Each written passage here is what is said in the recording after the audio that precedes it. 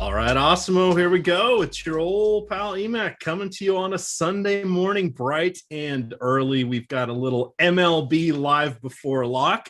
But wait, lock isn't for another 3 hours. Well, that's because we're going to be on for about an hour, and then we have 2 hours of NBA shows following us. The 2-game NBA slate starts today at 1 o'clock. And I believe the second game is at 3:30. So everything is front loaded today. You'll want to check that out. We also have NASCAR that is going at 4:12 today. We've got a NASCAR show already in the can that is on the Awesemo YouTube channel. You'll want to check that out. Hit that like button. Go ahead and subscribe. Get all the notifications when we're coming in live here. I am joined once again by Max. You can find him on Twitter at DFS Max. Talk to me, my friend. What's going on? We were commiserating with all of the different sports that gobsmacked us, that curb stomped us yesterday. Yeah, I lost a lot of my net worth yesterday. With MMA being just a crap show, and then we had NBA Harden going down, so that wasn't fun. Just a lot of variance yesterday that hit us, but my Top Shot account is up, so there's that. That is helpful. I haven't lost anything on Top Shots because I don't have any Top Shots. So you're doing better than me. Yeah, that I actually understand the NFTs in underlying Bitcoin, and I do have half a Bitcoin. I don't have any Ethereum or anything else, but I have half a Bitcoin. Stop bragging, please.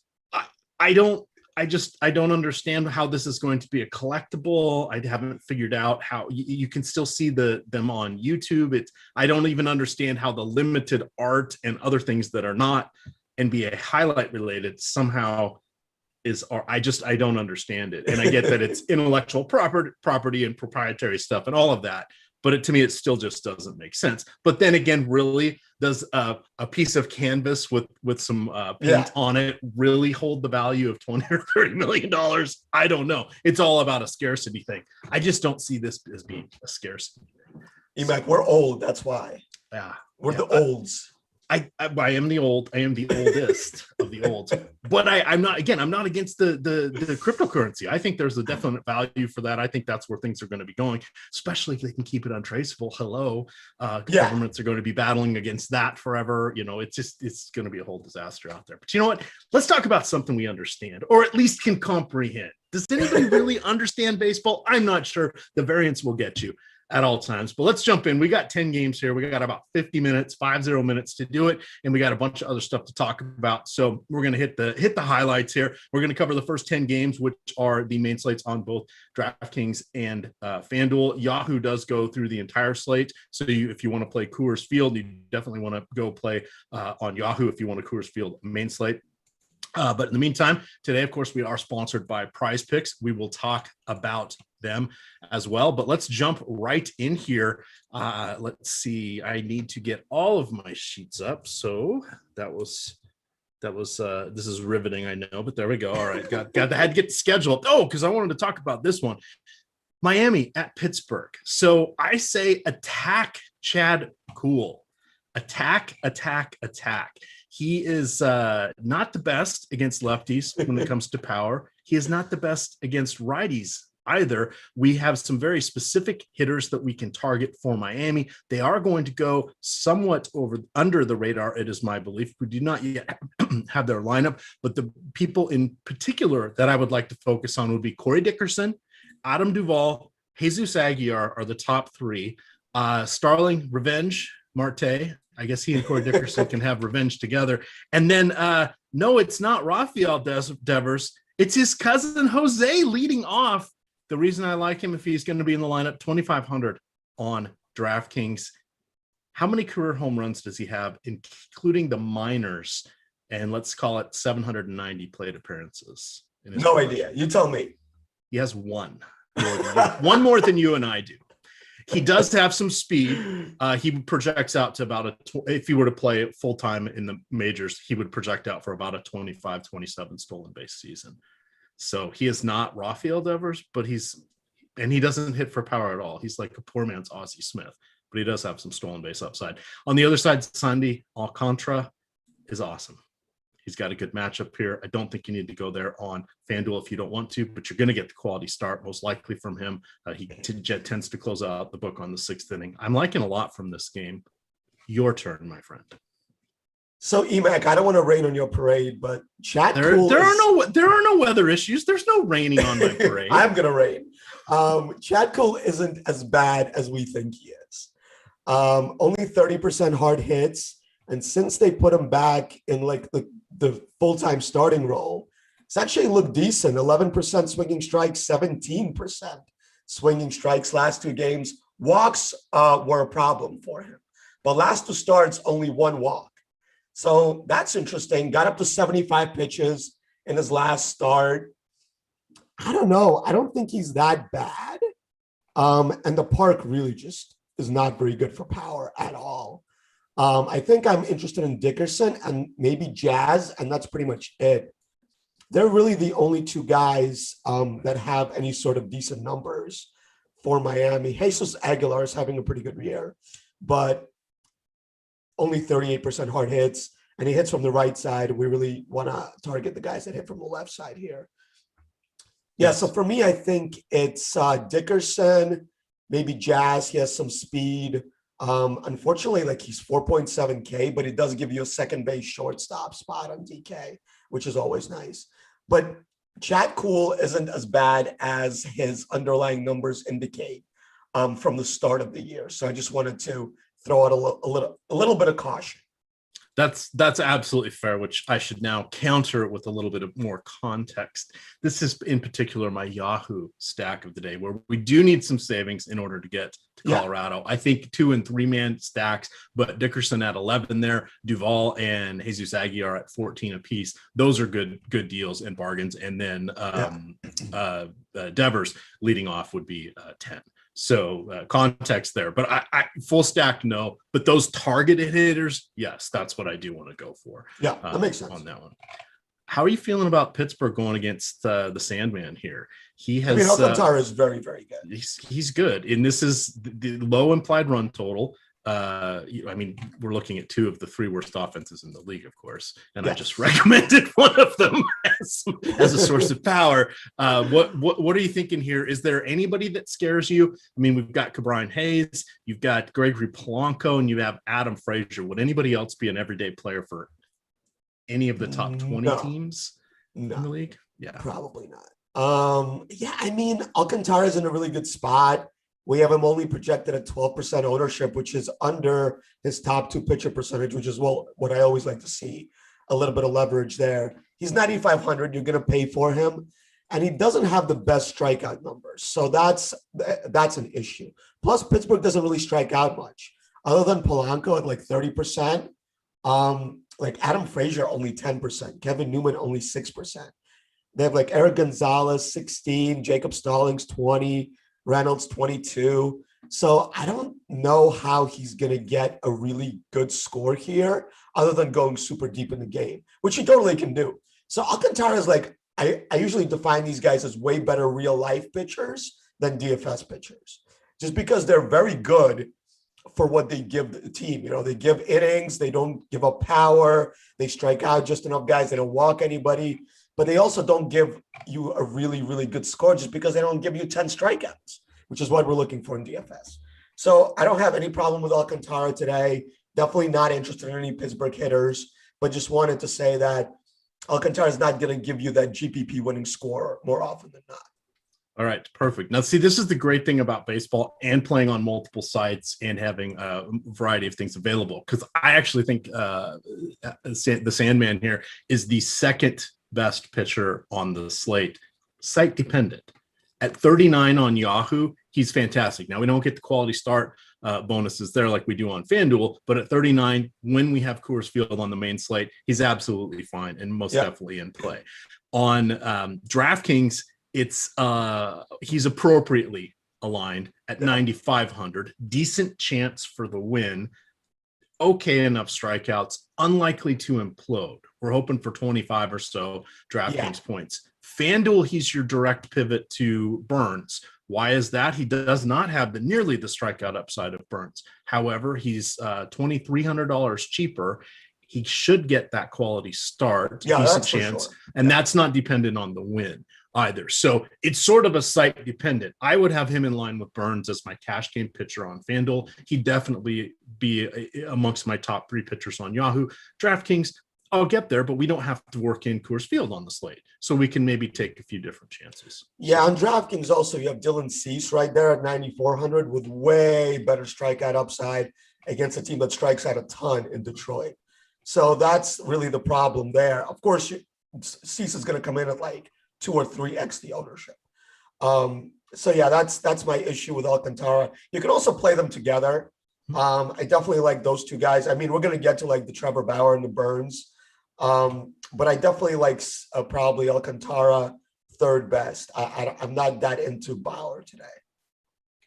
All right. And yeah, Bauer is kind of fallen out of the list for me as well. All right. We're not going to go in depth on all of these games, but that one is one that has some call outs for the different sites and different formats. Very important because it'll sort of be a linchpin as we go throughout building the lineups there. I see some salty old man. I love that.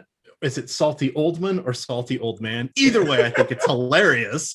My kindred spirit, shall we say. He says, who the heck plays on Yahoo anymore? Well, people that want to have a savvy chance at making a little bit of cash. The big multi-entry guys are not over there because they can't do the mass multi-entry and get enough down to make it worth their while most of the time for baseball. Plus, they have slates going off with every start time going through the end of the slate. So that's another unique thing that doesn't have a lot of content for over there.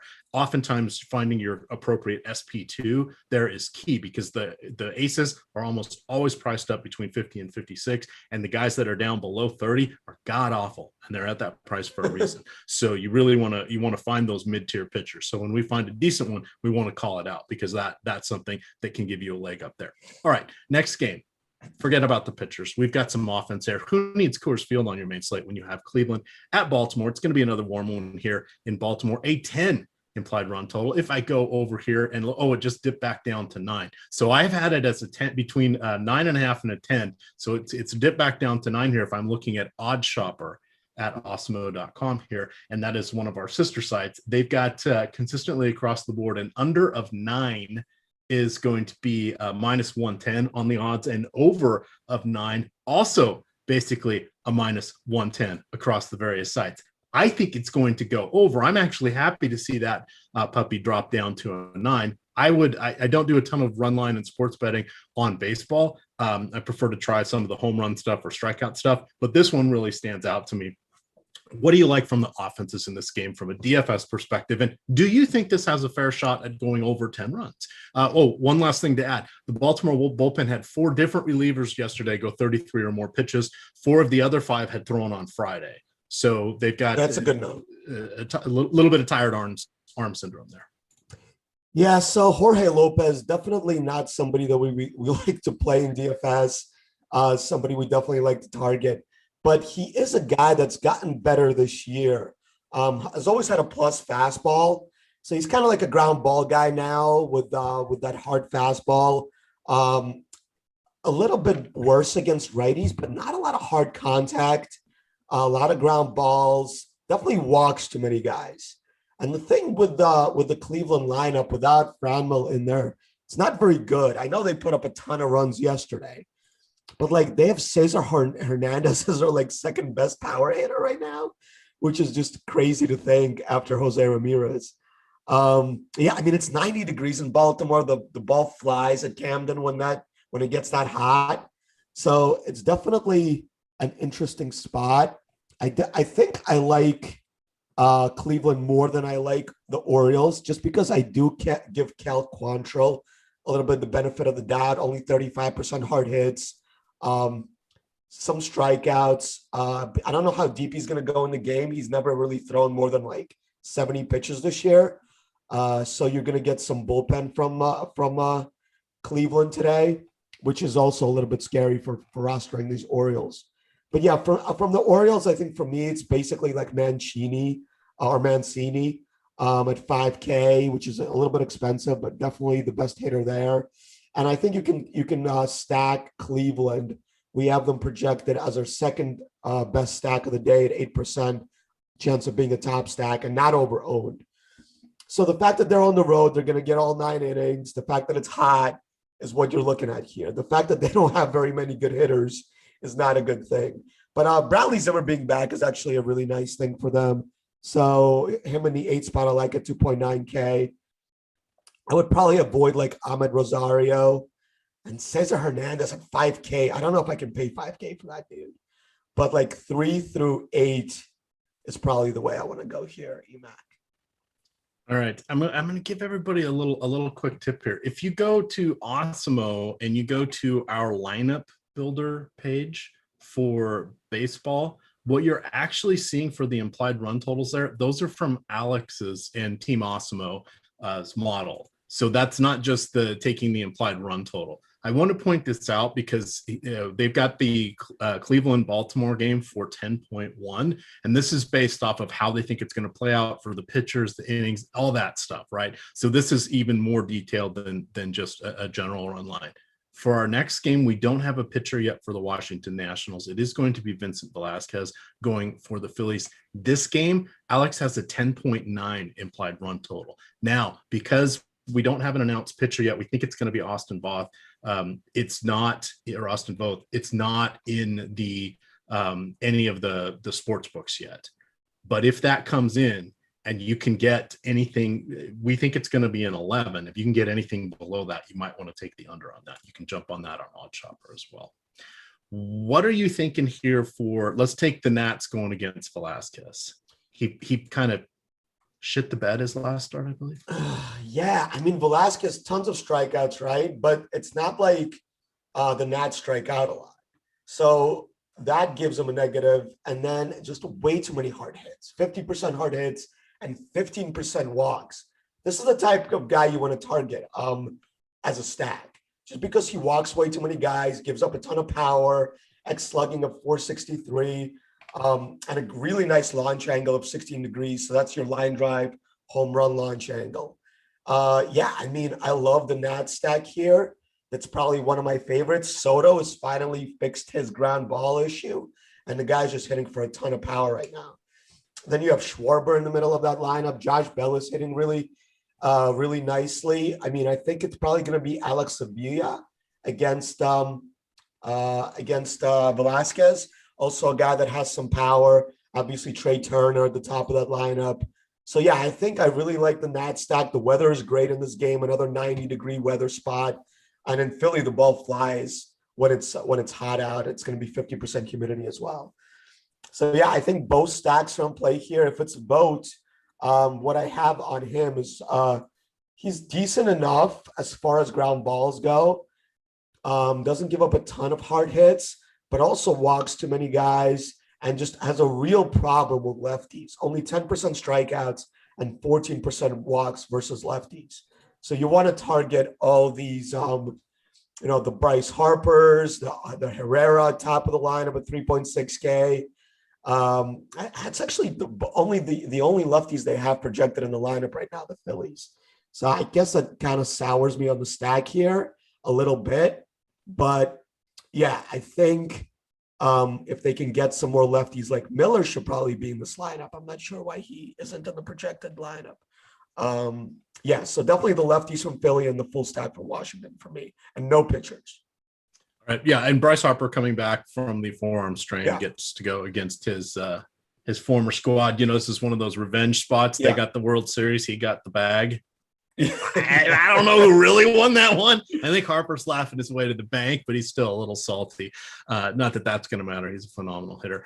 Continuing along here now, I have way too many pages open. Let's go to the Houston Astros at Toronto Blue Jays. This game is in their Salem Field up there in Buffalo. It is their AAA park. That is why you are seeing a run total again approaching 10, even with just 80-degree weather there. It's a slightly smaller park. It is not nearly as small a ballpark as their Florida facility, which they had been playing their first few homestands. You've got Steven Matz on the mound going against Houston. We know Houston's basically, if you look at the last year, 2 years, and 3 years with their current active hitters, they are a top 3 team against lefties. You have Luis Garcia, who's actually a solid pitcher, does pretty well against righties, not so great against lefties. I don't project very many lefties to be in the lineup because they just don't have them on the Blue Jays. Would you go to Garcia? Would you go to Matz? Or is this a hitter's game again? EMac, you hit the nail right on the head. I think this is a great spot for Garcia just because of all these righties in the lineup. Yes, they're all very good hitters, but you're going to get him at like 1% ownership. So I think he makes for a really, really good GPP play. He strikes out 30% of right-handed hitters, doesn't give up a lot of power, some walks. Yeah, I think this is a really good spot for him. Tons of fly balls here, but this isn't like the Little League part that they used to play in Tampa. So the 4.9 total is one I definitely would go under for the Blue Jays. I like Garcia as a nice GPP play that really no one is going to play.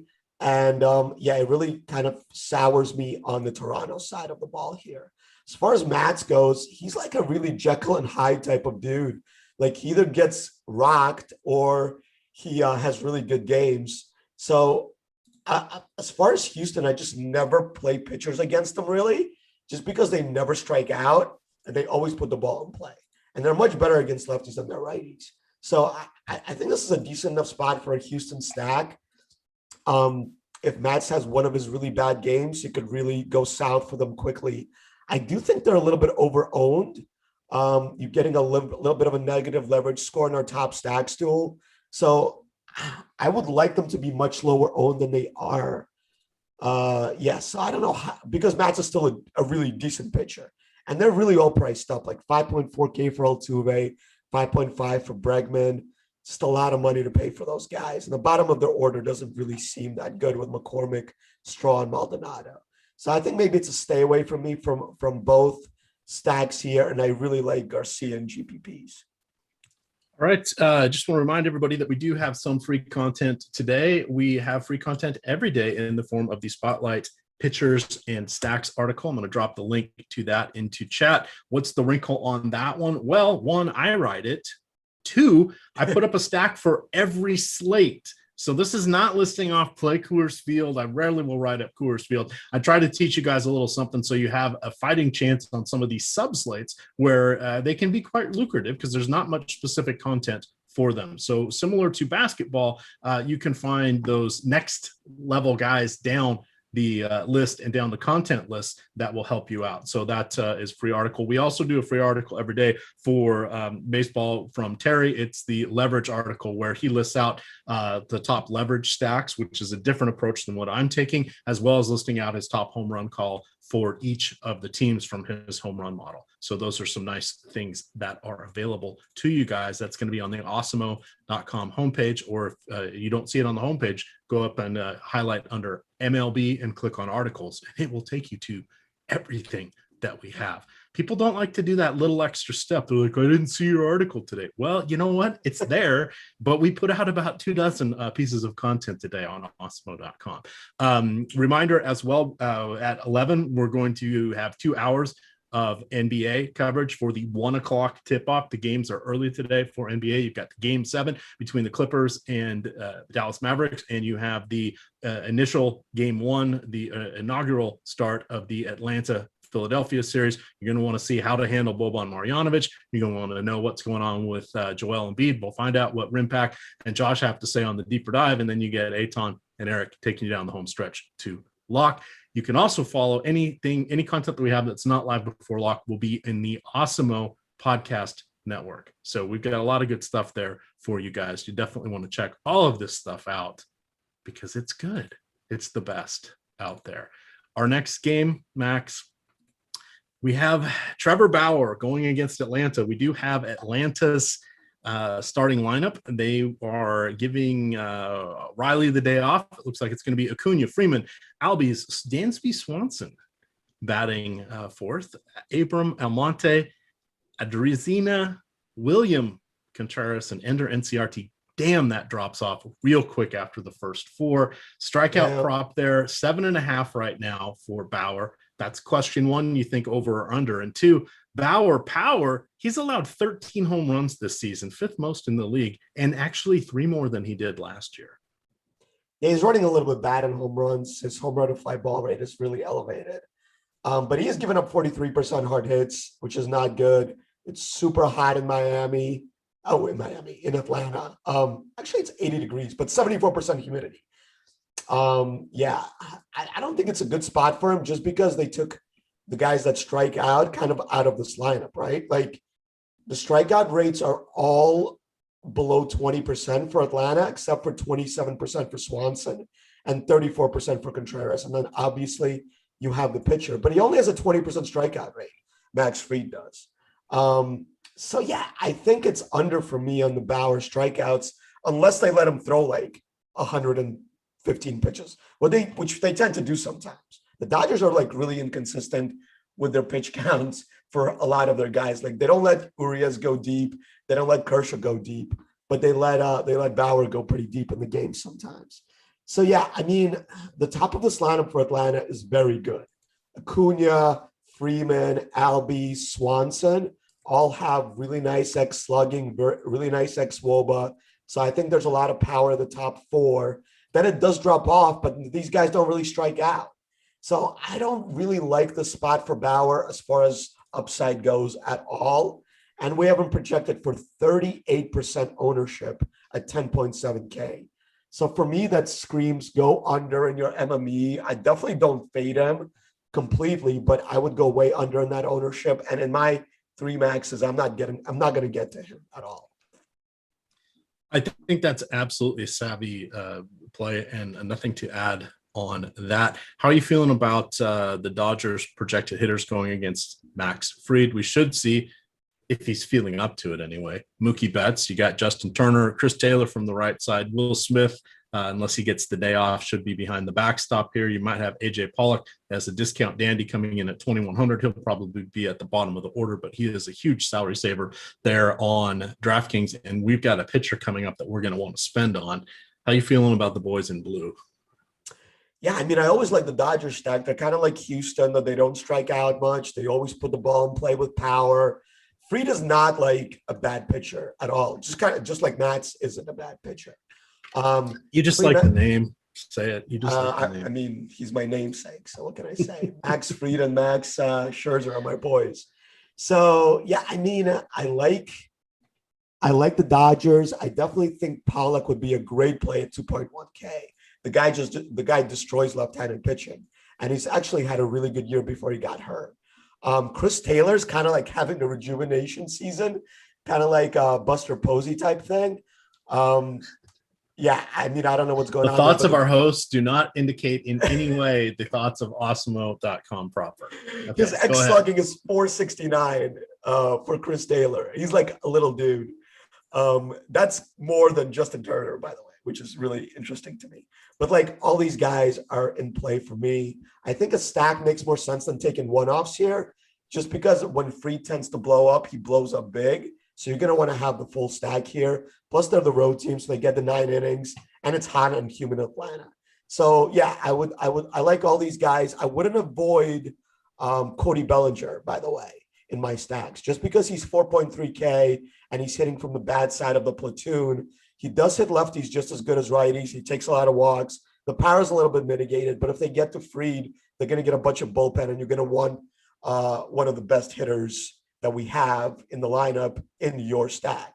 So I definitely would put him in. So I like 1 through 5, and I love Pollock as well. All righty, let's move on to our next one here. This is where we have Corbin Burns. He's 11,000 even on DraftKings and FanDuel as he takes on the Arizona Diamondbacks, who have a 3.0 implied run total here, 53 on Yahoo. This price, he's earned it. The roof is slated to be open. It's going to be in the mid 80s. That's the only knock I've got against Burns. Since 2019, he has faced 674 batters. He has a 2.9 xFIP, 35.6, that damn dyslexia, that 35.6 strikeout rate with a 47% ground ball rate. Now, part of that is conversion going from reliever to starter, but there's also some crappy relief starts in there as well. In this season, this year, he has a 13.9 strikeout rate and just a 0.73 whip, or base runners per inning. Wow. He's good at baseball. I want him on at least half of my lineups. Right now, we're projecting him on DK for 33%. We kind of have the top three pitchers all around the same. You guys already saw that we had Bauer at 38. Those may plus or minus themselves 5 to 10%. As things start to neutralize as we get more lineups out here and more confirmed lineups. But Corbin Burns definitely put a pin in that one. Yeah, this is the chalk that you eat, EMac. Yeah, I mean, the guy he hasn't had an xFIP over 4 this year today. Yeah, and like, did we lose Max? No. Oh, there you go. You're back. I'm back. We lost you for a hot minute, or we lost me. Let me plug into the router again. Okay, sorry. Yeah. So Burns, definitely the chalk that you want to eat. Yeah, I mean, the xFIPs are really, really good. His worst xFIPs has been his last 2 games, but I don't really see anything that changed here. The fastball is still very good. He throws the cutter a ton, and the cutter has a ton of movement on it, and he throws it just as fast as his fastball at 96, 95. Swinging strikes are awesome. Arizona doesn't strike out much, but we saw how much that matters against really good strikeout pitchers with Peralta. Like, they're still going to strike out. And the weather isn't very good here with the roof open. Definitely some power that you can give up, but I'm just gonna chalk up the fact that Burns has given up only 26% hard hits and an X slugging of 230 and a 40% strikeout rate, EMac.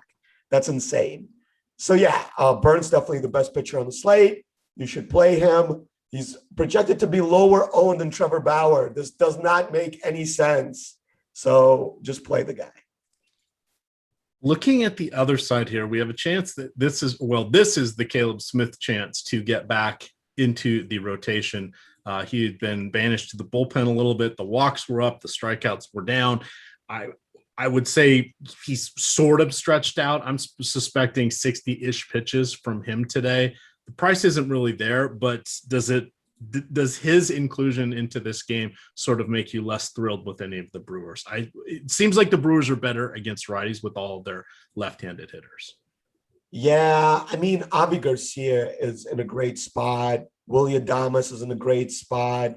Manny Pena is pretty good as far as catchers go, at only 3.7K. Even Tyron Taylor can give you some power.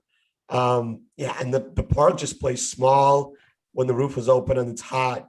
So, like, I don't think he's going to go deep in the game. I like Caleb Smith as a pitcher. I like his name. That's my son's name.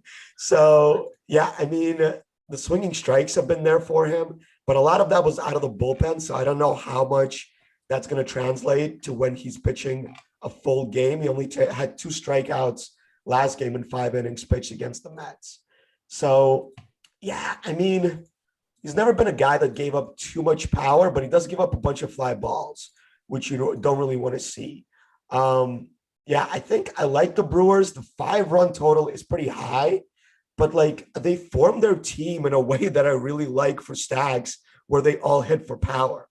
Colton Wong being out of the slide up makes the stack much better. And Christian Yelich is actually hitting fly balls more so than he used to. Wait! You said bad things about Christian Yelich. I did, but I looked at like this since he came back from the DL. Okay. He started hitting. I'm just checking because I know you dive into this data for you to have changed your story in less than 48 hours. I mean, you saw that like he's dramatically different his last year than it was the year before, right? So The year before he almost hit 40 home runs, and the launch angle was just so good. Then the COVID shortened season last year was just like all ground balls.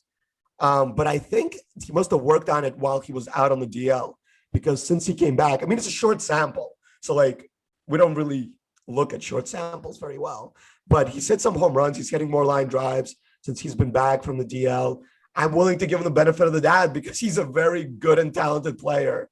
And it's a guy that has been very good in the past about looking at his launch angle and his expected stats. Like, this is a guy that really digs into this stuff.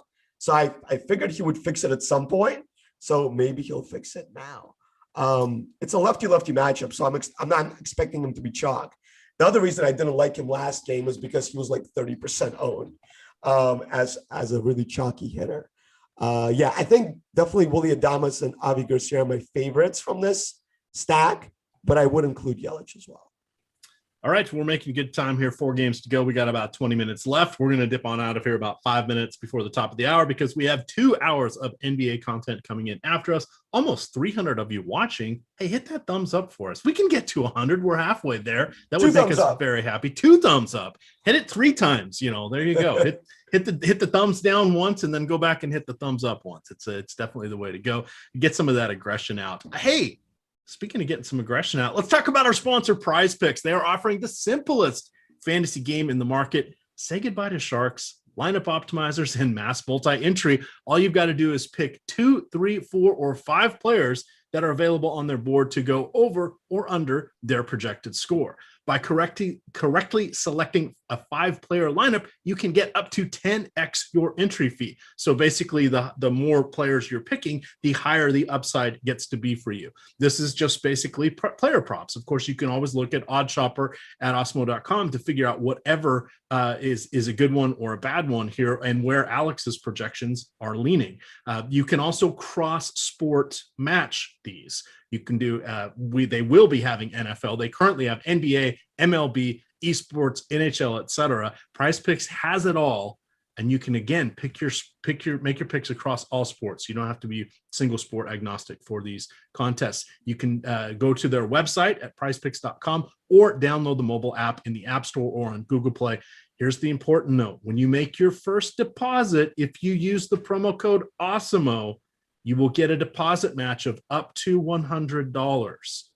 That's the best deal out there right now. Simplify daily fantasy with PrizePicks today. All righty, Max. That was my turn to talk. Now it's yours. Yikes. All right. I did a little research here on Bailey Ober. Oh, good. You may or may not be familiar with him. This will be just his second start. Yeah. I'm recommending targeting against him. However, on DraftKings, he is in play for a close your eyes and hope kind of a guy below 5,000. Now, he's 6'9". He's a righty. Tall. His fastball tops out at 87 to 88. It averages mid-80s. That's crazy that he's that big and throws that. Exactly. He's turning 26 next month. I believe he pitched 3 years for the College of Charleston, but he's here he is. So in his last start, he threw 82 pitches to the White Sox, lasted 4 innings, allowed 2 home runs, 4 runs, 6 base runners, struck out 4. His issue is going to be going through the lineup a second time. Being a 6'9" righty with a slightly unorthodox delivery, but not a fireballer, is going to mess up the timing of the hitters. But they're going to likely figure him out pretty quick.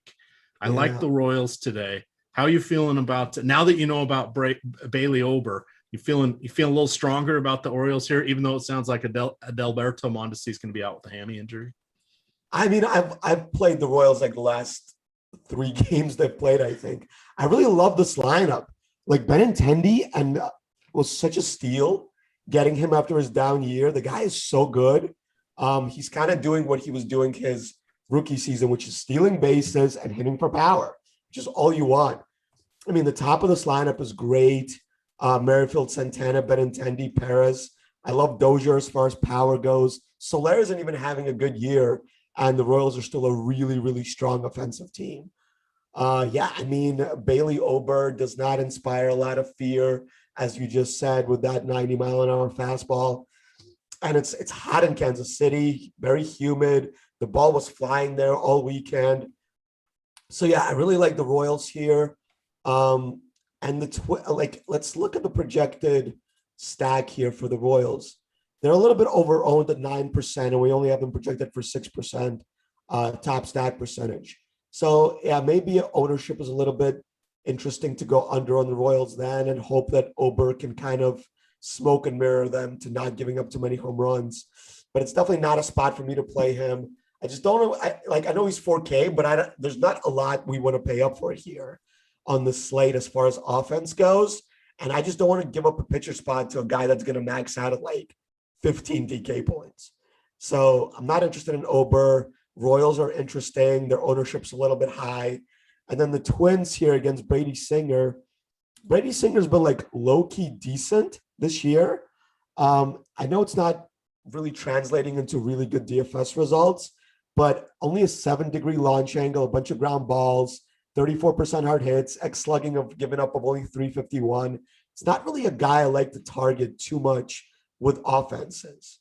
It's kind of like Keller, right? Like his teammate doesn't suppress exactly. power to the extent, but we're seeing Singer's strikeouts go up a little bit, and we've seen Keller's go up a little bit too.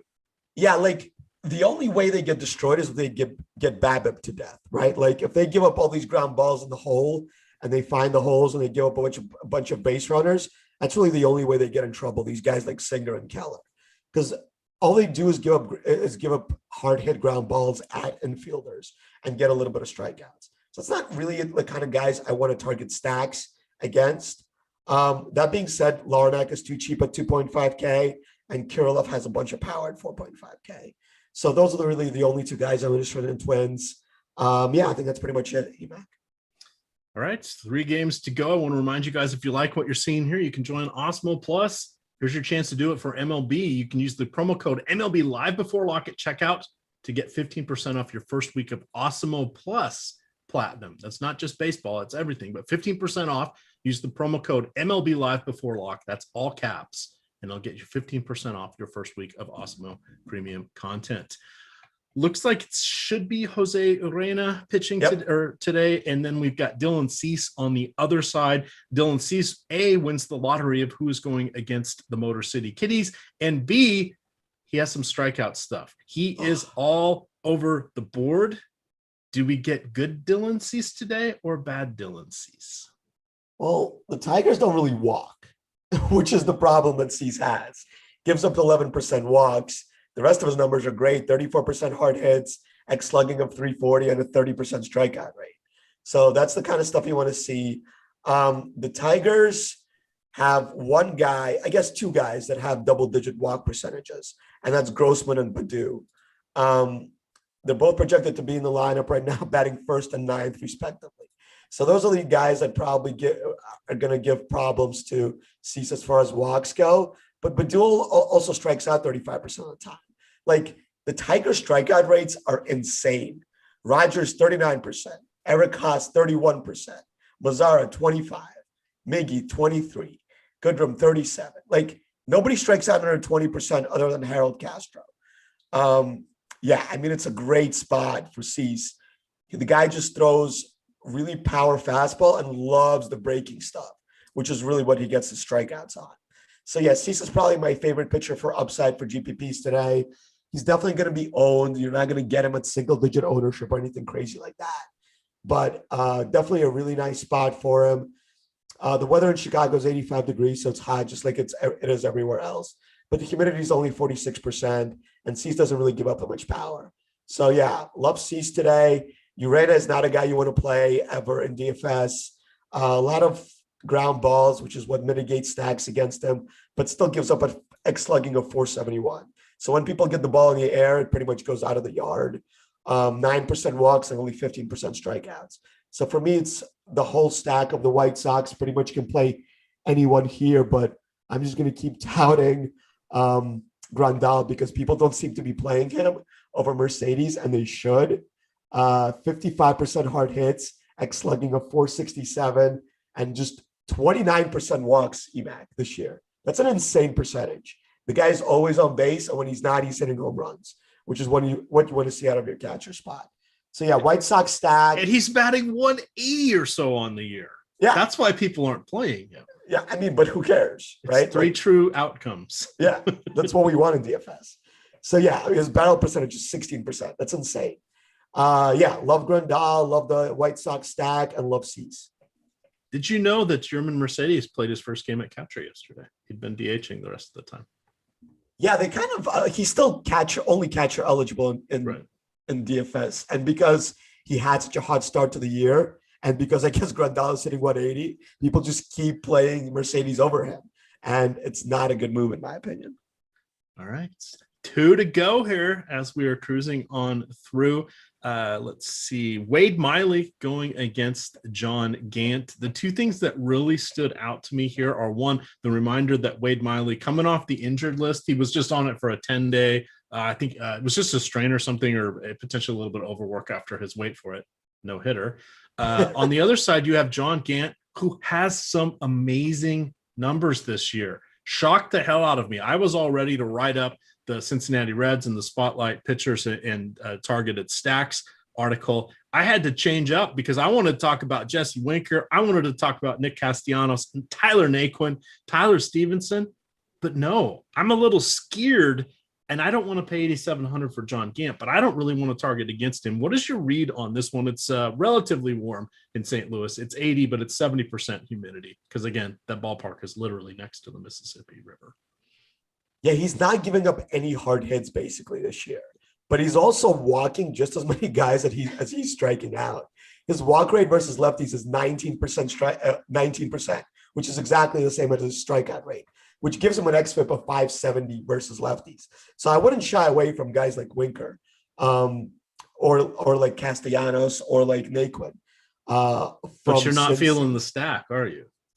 I don't know if I am, or I don't know. Like, I want to see his BABIP numbers because he looks bad, but he's not giving up too much. Let me just see here. And I'm checking out the Cardinals yesterday used 3 relievers that all went 25 or more pitches, but they have a bunch of fresh arms. Yeah, so here's the thing, EMac. He's giving up a 226 BABIP to lefties. So he's getting super lucky versus left-handers, which is kind of what I expected seeing his underlying numbers. He's giving up only an X slugging of 395. It's not a ton of power, but definitely a ton of walks and not a lot of strikeouts. So I think this is a spot that you want to target a stack. I just hope it gives up a bunch of walks, gets a 3-run homer against him, and gets kicked out of the game because he's not giving up too much individual power. So I think it's a stack or nothing for me as far as the Reds go. And like, you love the stack here because you get really, really nice numbers from Winker, Castellanos, Naquin. India's hitting for a little bit more power right now, which is nice. Like, he's a big prospect that they have. And Stevenson doesn't look bad from the catcher spot as well. Suarez strikes out a ton. So maybe it doesn't really matter against the guy that doesn't strike anybody out, but I'm kind of souring on Suarez just because the power comes with a ton of strikeouts. Doesn't it feel a little sad without Joey Votto and now that Eugenio Suarez is kind of batting in the bottom of the order these days? Yeah, Suarez was leading off for a little bit, but now they got India leading off because he's on a little bit of a hot streak. I definitely really love 1 through 5 here. And don't discount Tucker Barnhart. Like, the guy can actually hit from some power from the catcher spot. So I actually think I like him more than I like Stevenson, just because of the platoon and the fact that we've seen that Gant is getting really lucky versus lefties. Trying to think. Haniger. Do you remember Ryan Hannigan? Of course I do. Yeah. That talk about a perfect platoon hitter as a catcher from Cincinnati. Those were back in the day. He won me a $5,000 contest. This is back, almost 10 years ago. And I had targeted him because I wanted him in the matchup of the day. It was one of those play-in contests. Top prize $5,000. There were 12 of us going for it. And I had just locked in that I was going to take him, but he was platooning only. And he made it in. I think I ended up having 3 like platoon guys that hit home runs. Back in the day when we didn't have starting lineups pages, when we didn't really have Twitter. That was the frontier. I am 18 days away from my 10-year first deposit anniversary on FanDuel. So I've been doing this for a long time. You are. I mean, the fact that you're still playing just goes to show that you kind of know what you're talking about. You wouldn't last that long if you didn't. My wife wouldn't allow it if it happened. So exactly, here we go. You can't be redepositing. You just gotta keep grinding that prize pool up. So that win took me. That was the last time I technically redeposited was then. It's just been shifting funds around, but that was a good time. All right, let's go to our final game here. Dane Dunning is the only. I've wrote him up as the wild card in the as the spotlight pitcher because I couldn't really find anybody else. And this isn't really a DraftKings only. $4,900. You could get there on Yahoo, but I'd rather just go up to Sandy Alcantara. So I'm looking on this as a salary per pitch perspective. 75 to 80 pitches feels okay. Now the issue is the Tampa Bay Rays are really, really good. They're one of the best, if not the best, against righties this season with a 116 WRC plus. And then you've got, just the fact that the bullpen's not that great here for Texas. I'm hoping for three earned runs, 4 innings, 4 or 5 strikeouts. That's all I'm looking for here. It's an SP2. What do you want to do with our last game with the slate? Yeah, Dunning is interesting because of the salary and because the Tampa just presents so many strikeouts. Yeah, they have a really nice WRC plus. They hit for a ton of power, but they also strike out a bunch. And Dunning doesn't have bad strikeout numbers or bad xFIP numbers this year. So his xFIP versus lefties, 371. His xFIP versus righties is in the 2s. So that's really nice. Doesn't walk anybody really. Nice strikeout rates, a ton of ground balls. 62% ground balls versus righties, 47 versus lefties. The ball does get hit hard against him, which is what ground ball pitchers kind of do, just because they throw the ball kind of in the middle of the plate, but low. So the people just top the ball to the infielders. So yeah, I mean, I like the call here with 4.9K Dunning as a wild card. Let's see what he's projected as far as his ownership. 20%. So that he's not going to go under owned today, which is something that you really don't like in GPPs. So yeah, maybe I would pivot to somebody else in that range if I'm playing a ton of GPP lineups. 20% isn't really that terrible, but Bailey Ober is the only other guy we have. Yeah, I mean, Chad Cool you can play, but he's also going to be 18% owned. Yeah. Brady Singer is going to be 16%. I'm really advocating of paying up to these high-priced pitchers today and just taking some shots on hitters, just because I feel like the top 4, really like Burns, Cease, and Alcantara, I just think are way better than everybody else. So I think it's a pay-up for pitcher slate today, but I don't mind Dunning.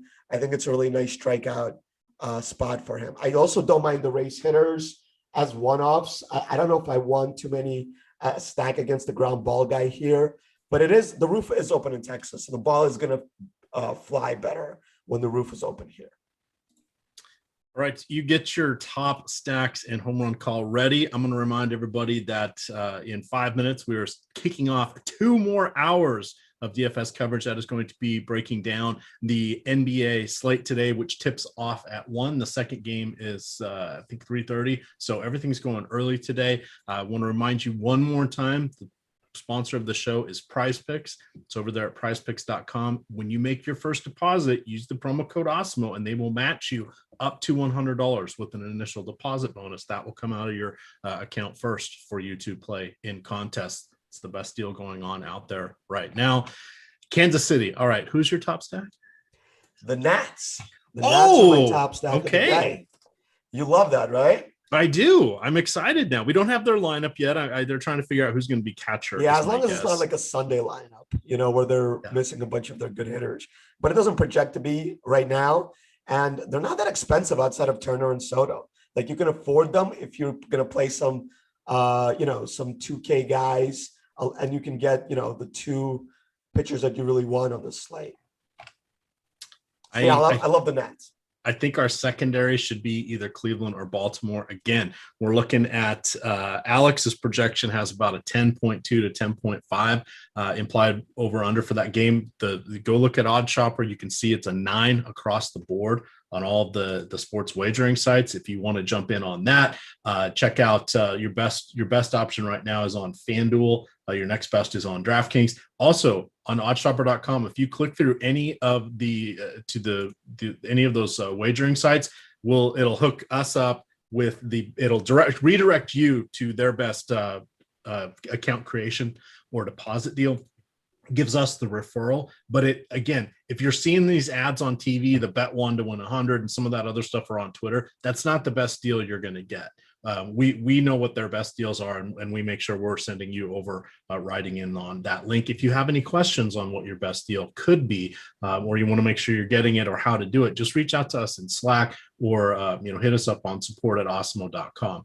Again, that does help us out with our little cookie that we get, our little dessert, but we're giving you guys the good stuff. So that's just one little request for that. Hit that like button, subscribe, and get ready to go watch some NBA. You could follow Max on Twitter at DFS Max. I am at EMac DFS, and it is Awesemo_COM. With that, shout out to producer Jordan. Jordan. Good luck, gamers. Later, guys.